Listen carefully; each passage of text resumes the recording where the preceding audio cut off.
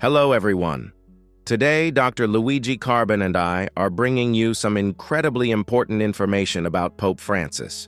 The Pope's physician has spoken out, and what he revealed is sending shockwaves throughout the Vatican. He claims that the Pope is on the verge of making a decision so explosive it could tear the Vatican apart from within. But what has really happened? What is Francis planning? And why has it been kept a secret for so long? All of these questions will be answered through the doctor's revelations, as he unveils never-before-known details about the Pope's health. The final chapter of Pope Francis's health journey began when he was hospitalized on February 14, 2025. At 88 years old, with a history of respiratory issues, including a partial lung removal in his youth, he was especially vulnerable. Stay tuned as we uncover these critical developments in today's video. And don't forget, leave a comment with 1 if you empathize with Pope Francis, or 0 if you have a different view. Share your thoughts with us. Make sure to like and subscribe so you don't miss what happens next, as we continue to reveal every secret behind this story.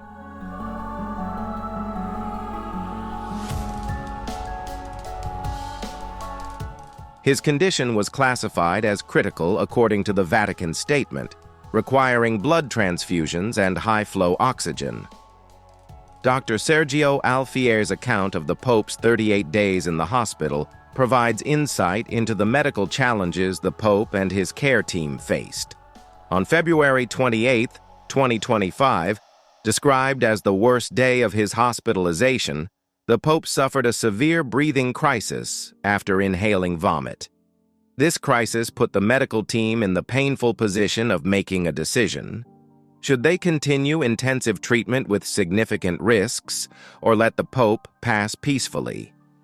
According to Dr. Alfieri in an interview with Corriere della Sera, "We had to choose between stopping here and letting him go, or continuing and pushing with all the drugs and therapies possible, with the highest risk of damaging his other organs."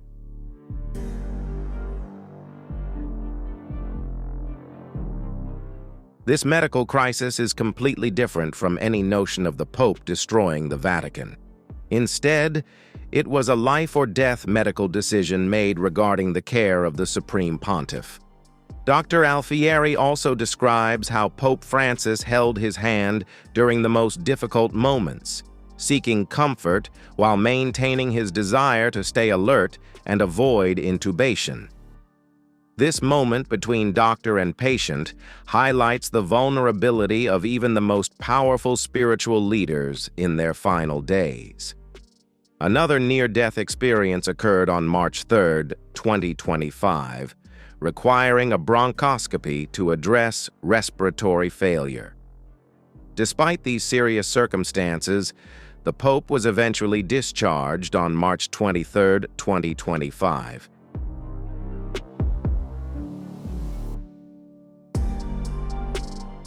The medical team prescribed 2 months of rest, including medication, respiratory physical therapy, and oxygen therapy, acknowledging that full recovery would take time due to the Pope's age and the severity of the infection. Dr. Alfieri's descriptions of these critical moments are consistent across multiple reliable sources, with no mention of anything related to destroying the Vatican.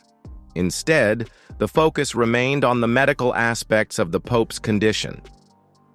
To understand the severity of Pope Francis's situation, we can refer to another medical source. Dr. Antonio Gasparini, who also participated in the Pope's care, provided detailed insights into the severity of the situation in a separate statement.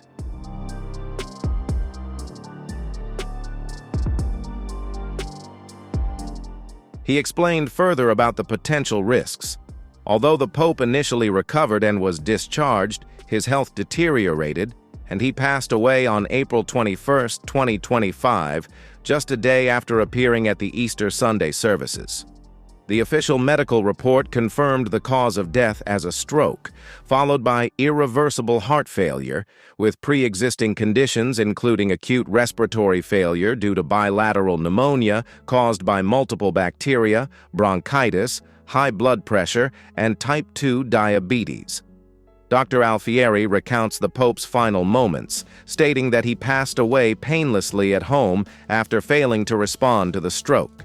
This peaceful end is in stark contrast to the dramatic story suggested by phrases like destroying the Vatican.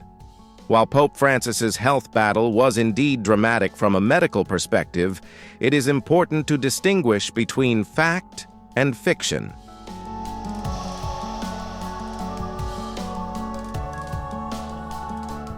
The final days of Pope Francis were marked by health challenges, moments of crisis, and ultimately a peaceful passing. Any suggestion that his doctor made a statement about destroying the Vatican lacks credible evidence and seems fabricated or misunderstood.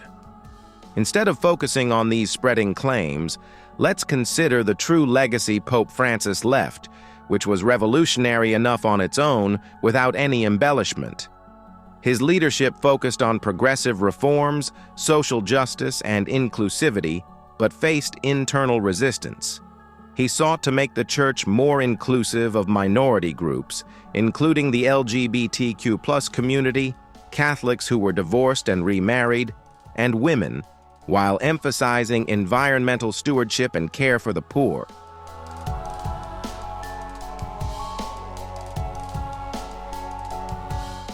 In his own words, in a 60 Minutes interview, Pope Francis emphasized that the Church should be open to all.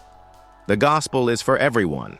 If the Church places a customs official at the door, it is no longer the Church of Christ. Everyone, everyone, everyone. This one, that one, they are all sinners. I too am a sinner. Everyone.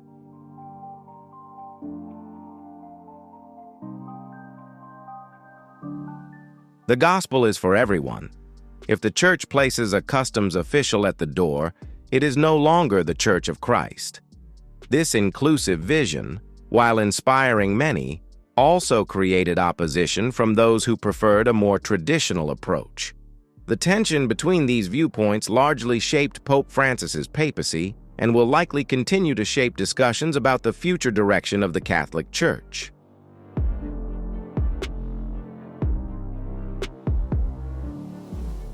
As we reflect on Pope Francis's legacy, we should consider his own perspective on his leadership role and the controversies surrounding it.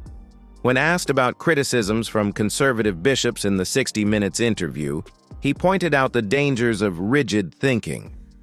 You use the adjective conservative. A conservative is someone who clings to something and doesn't want to look beyond that. It's a suicidal attitude.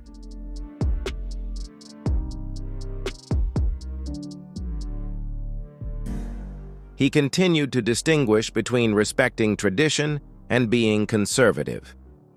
Because one thing is to take tradition into account when considering past situations, but another thing is to be locked in a dogmatic box.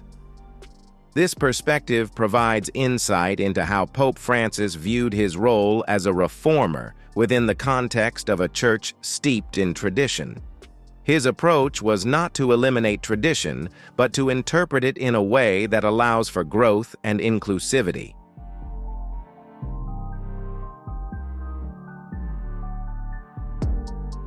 Despite the controversies and challenges during his papacy, Pope Francis maintained hope for the future. When asked what gave him hope in the 60 Minutes interview, he responded with characteristic optimism. Everything. You see the tragedies, but you also see a lot of beautiful things. You see heroic mothers, heroic men, men with hope and dreams, women looking to the future.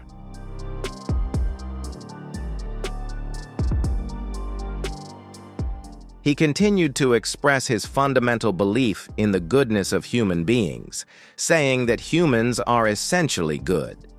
Basically, we are all good. Sometimes we are crafty sinners, but the heart is good. This perspective, seeing the inherent goodness in humanity despite our flaws, shaped Pope Francis's approach to leadership and his vision for the Church. It is a legacy that will continue to resonate long after his passing, regardless of the controversies that marked his papacy.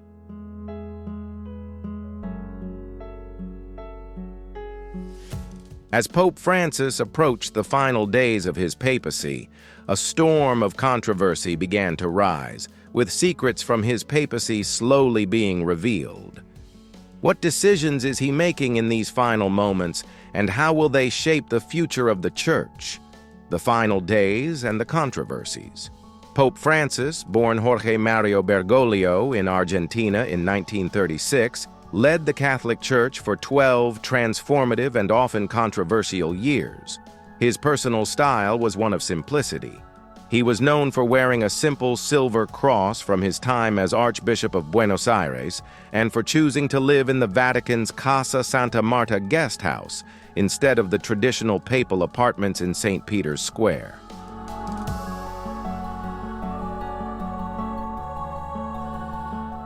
On February 14, 2025, the Pope was hospitalized after battling severe pneumonia for 38 days. Dr. Sergio Alfieri, the head of the Pope's medical team, revealed heartbreaking details about this hospitalization, culminating in the critical moment on February 28, 2025. Dr. Alfieri described a respiratory crisis that forced the medical team to face the impossible choice: continue aggressive treatment, or allow the Pope to pass peacefully. In an interview with Corriere della Sera on March 25, 2025, he stated, "We had to choose between stopping here and letting him go, or continuing and treating him with all possible drugs and therapies, with the highest risk of causing damage to his other organs." These were painful decisions for the medical team caring for the spiritual leader of 1.44 billion Catholics worldwide.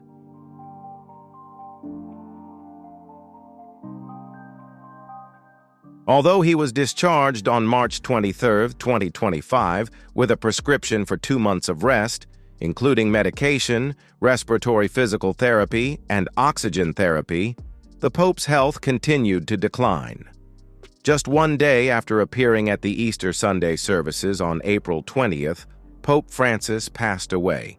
The official medical report released by Dr. Andrea Arcangeli, director of the Health and Hygiene Department of the Vatican City-State, confirmed that the cause of death was a stroke followed by irreversible heart failure. Interestingly, before falling ill, Pope Francis had discussed his own death and the possibility of resignation in a 60 Minutes interview.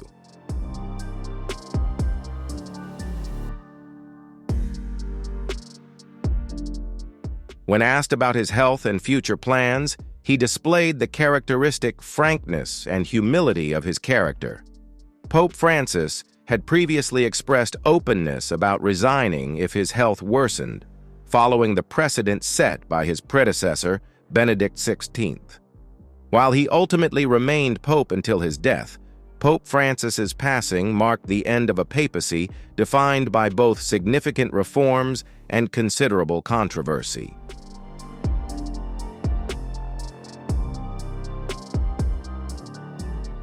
His leadership style emphasized social justice, environmental issues, and reaching out to minority groups. He significantly diversified the College of Cardinals to better reflect the global Church, an action that will profoundly impact the selection of his successor. However, his papacy was not without notable controversy, especially from more conservative factions within the Church.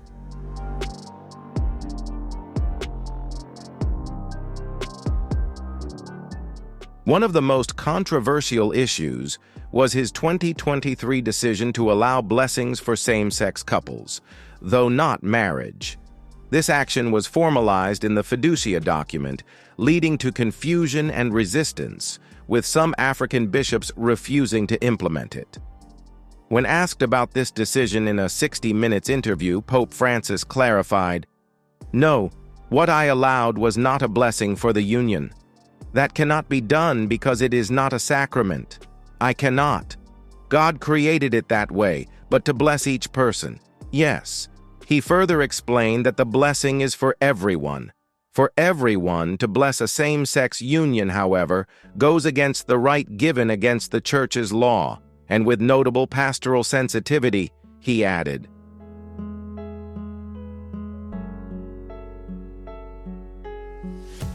But to bless each person, why not? Blessings are for all. Some were shocked by this. But why? Everyone. Everyone. You said, who am I to judge? Homosexuality is not a crime. This approach to LGBTQ+ issues illustrates how Pope Francis tried to balance traditional Catholic teachings with a more inclusive pastoral approach, a balancing act that often did not satisfy either traditionalists or fully progressive advocates.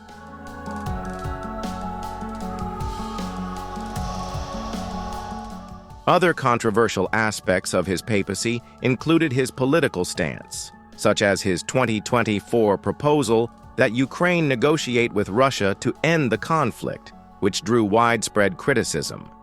When asked about the Ukraine conflict in his 60 Minutes interview, Pope Francis simply supported peace.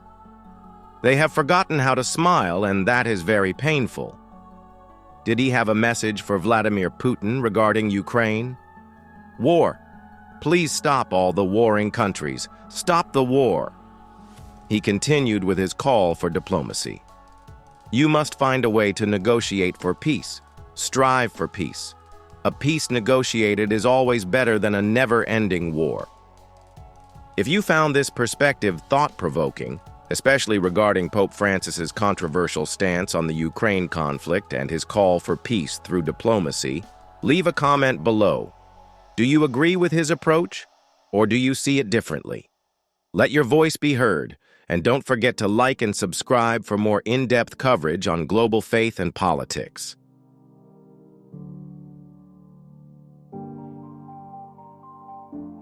His handling of the sexual abuse crisis also received mixed reviews. In 2018, he initially defended Bishop Juan Barros, who was accused of covering up for Father Fernando Caradima, a convicted abuser in Chile. His defensive stance, including statements seen as tone-deaf, received criticism for mishandling the crisis. Later, he partially apologized but still maintained Barros's innocence, which continued to fuel discontent among victims and supporters. When asked about the Church's response to abuse cases in the 60 Minutes interview, Pope Francis acknowledged the need to remain vigilant. Unfortunately, the tragedy of abuse is vast, and against this, a clear conscience does not just disallow it, but also sets conditions so it doesn't happen.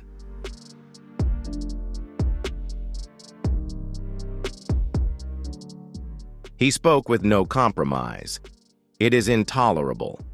His stance against conservative bishops in the U.S. also sparked controversy, leading to accusations that he was creating division within the Church. In the 60 Minutes interview, when asked about conservative bishops opposing his efforts to reconsider his teachings and traditions, Pope Francis gave a blunt response about conservatism, saying it was a suicidal attitude.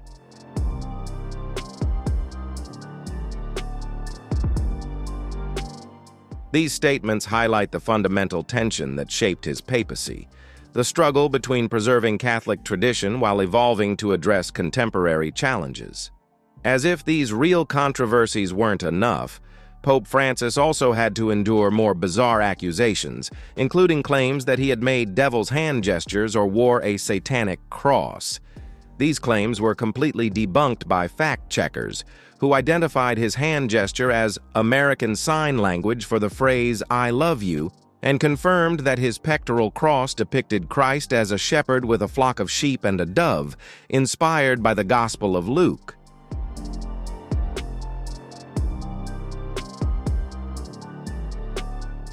Now let's explore what comes next for the Catholic Church after Pope Francis's death and examine the process of selecting his successor and the potential candidates who might lead the Church into its next chapter, the future of the Vatican. With Pope Francis passing away on April 21, 2025, the Catholic Church now faces an important transitional moment.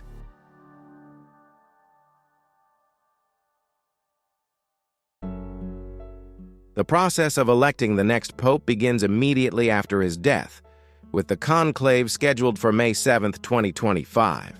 The meeting of cardinals in the Sistine Chapel will decide who will lead the 1.4 billion faithful of the Church worldwide in the future. Predicting the outcome of a papal conclave is extremely difficult. The 2013 conclave that elected Jorge Mario Bergoglio as Pope Francis surprised many observers. As he was not initially considered a top candidate, the upcoming conclave is expected to be just as unpredictable, especially when considering the diverse composition of the College of Cardinals.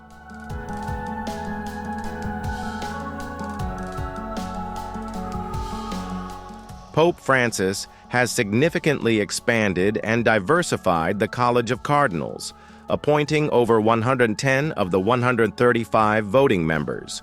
This diversity includes bishops from regions like Tonga, Haiti, and Papua New Guinea, making the college more representative of the global church. As Vatican expert Massimo Fagioli noted in an NPR interview, the cardinals appointed by Francis come from all over the world, with experiences ranging from Asia and Africa to urban centers like Chicago and New York.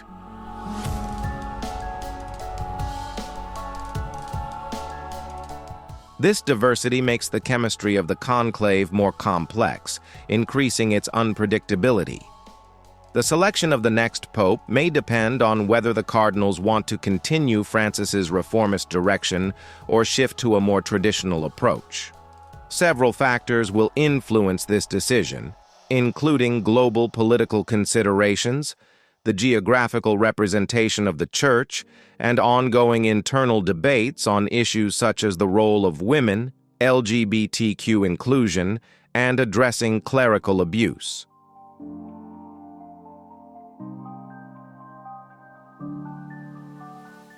Let's consider some potential candidates who could succeed Pope Francis based on available information as of May 2, 2025.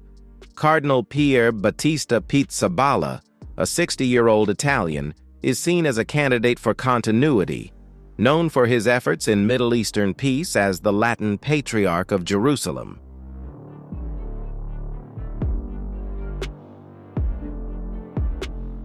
His deep knowledge of the relationships between Jews, Muslims, and Christians, and his practical experience in promoting interfaith dialogue make him a unique figure in the church hierarchy. Fluent in Hebrew and Arabic, Pizzaballa is respected both in the Vatican and internationally for his calm leadership and pastoral sensitivity, particularly in caring for Christian minority groups in the Middle East.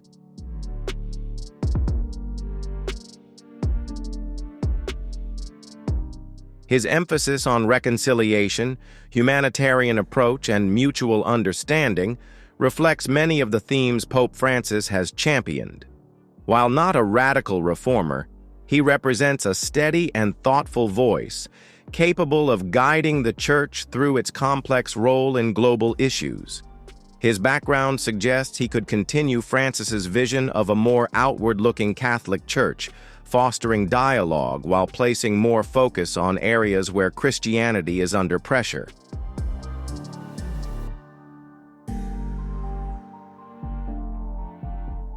Cardinal Luis Antonio Tagle from the Philippines, 67 years old, represents the possibility of becoming the first Asian pope. As the Church continues to grow in Asia, a region where Catholicism is expanding despite global decline, Tagle not only represents a demographic shift, but also a spiritual and cultural transformation. If elected, he would be the first Asian pope in the Church's more than 2,000-year history, a symbolic milestone reflecting the Vatican's development focus beyond the traditional strongholds of Europe. Tagle is widely known for his humble attitude, emotional sermons, and ability to connect with both ordinary people and the global Catholic community. His progressive views on social justice, poverty, and inclusion have earned him the nickname the Asian Francis, bringing him ideologically closer to the current pope. His leadership style combines a deep understanding of theology with warmth and accessibility, making him particularly beloved in the Philippines and elsewhere in Asia.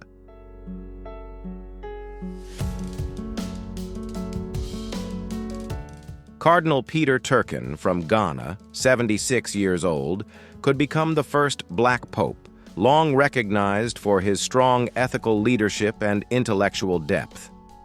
Turpin is an outspoken supporter of global issues such as poverty, social justice, and climate change, often aligning with the priorities of Pope Francis. As a former director of the Vatican's Human Development Department, he has played a key role in shaping the Church's voice on human dignity and environmental stewardship.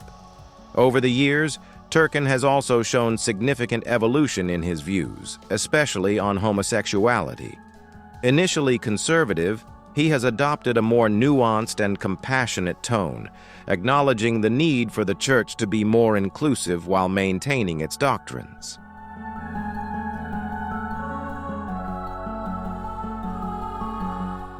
This ability to bridge traditional doctrine and modern dialogue has made him a bridge between the Church's conservative base and those pushing for reforms. With deep roots in Africa, where Catholicism continues to grow rapidly, electing him would not only break racial barriers but also reaffirm the Vatican's recognition of the Global South as a spiritual powerhouse.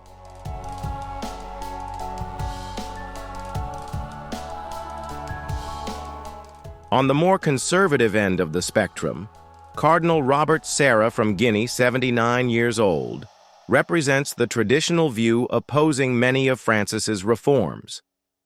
Sarah has challenged Francis's authority in the past, particularly on issues like clerical celibacy, and represents a potential return to a more traditional approach. Other notable candidates include Cardinal José Tolentino Calaça de Mendonça from Portugal, 59, known for his tolerance toward same-sex relationships and engagement with modern culture.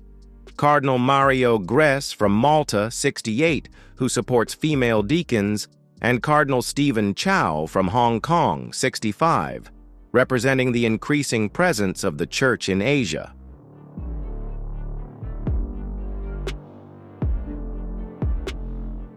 Most of these potential popes were appointed by Francis, with only 2 appointed by his predecessors, showing the potential for continuity. However, the secretive nature of the conclave and the complex interactions of various factors make it impossible to predict the outcome with certainty. The selection of the next pope will have profound implications for the future direction of the Catholic Church.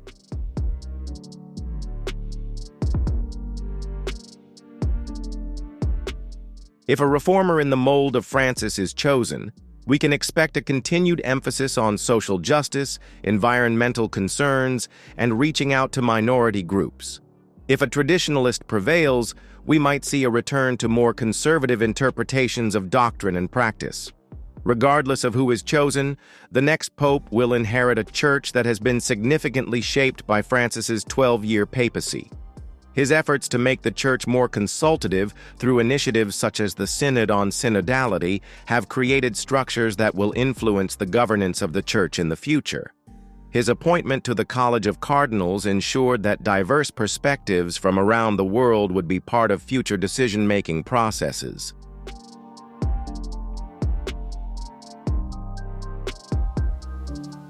The next pope will also face significant challenges both inside and outside the Church. Internally, the Church continues to struggle with issues such as the role of women, LGBTQ+ inclusion, and addressing the abuse crisis among clergy. Externally, the Church must navigate its role in a rapidly changing world, responding to global challenges such as climate change, migration, and technological advancement.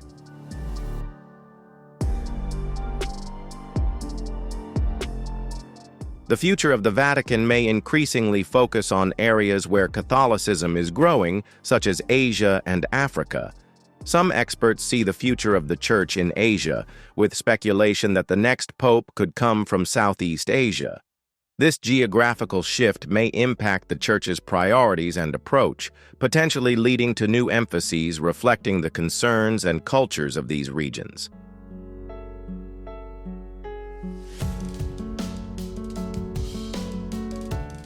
Pope Francis's perspective, seeing hope amidst the challenges and tragedies of our world, characterizes his approach to leadership.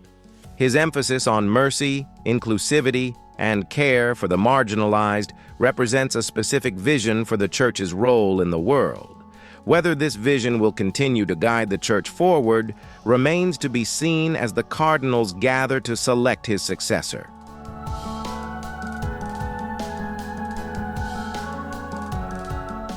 In conclusion, the controversial headline claiming that Pope Francis's doctor said he was about to destroy the Vatican seems to be baseless sensationalism. There is no credible evidence to suggest that Dr. Alfieri or any other doctor made such a statement. Instead, the doctor's actual statements focused on the medical challenges the Pope faced during his illness and the difficult decisions made regarding his care.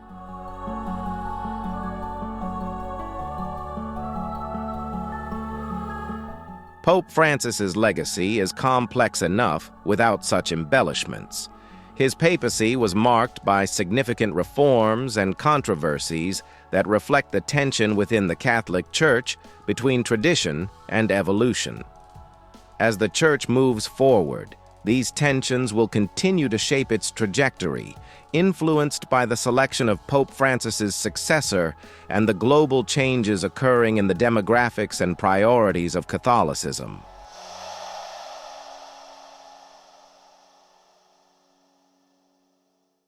The true story of Pope Francis, his life, leadership, controversies, and eventual passing, provides ample material for reflection and discussion without resorting to sensational claims. His impact on the Catholic Church and the world will be felt for generations to come as the Church continues to navigate the challenges of the 21st century under the shadow of his influential papacy.